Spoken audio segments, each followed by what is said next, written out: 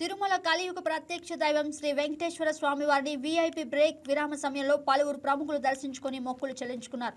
శ్రీవారిని దర్శించుకున్న వారిలో supreme court justice Sandeep Mehta, TTD మాజీ EO Sambasivarao, Indian badminton player Srikanth Kidambi దంపతులు, అలాగే తెలంగాణ ఎమ్మెల్యే మహిపాల్ రెడ్డి ఉన్నారు. వీరికి ఆలయ అధికారులు ప్రత్యేక దర్శన ఏర్పాట్లను చేశారు. దర్శనం అనంతరం ఆలయ రంగనాయకుల మండపంలో వేద పండితులు వేదాశీర్వచనం చేయగా అధికారులు స్వామివారి తీర్థ ప్రసాదాలు అందజేశారు.